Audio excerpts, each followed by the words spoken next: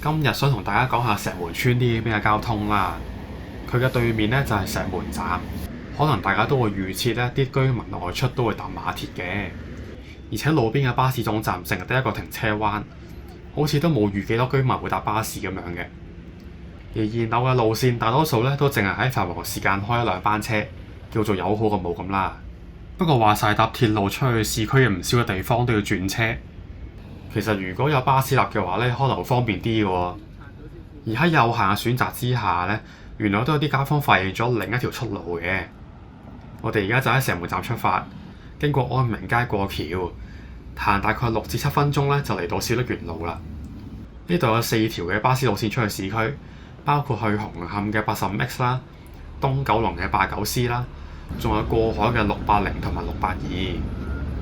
繁忙時間咧都幾多人喺度上車過海㗎。呢幾條路線呢，快就快在過咗小瀝源路之後就上公路啦，1-2個站就去到大老山隧道轉車站，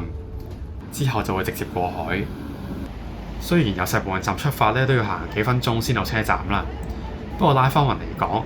搭680去北角或者銅鑼灣，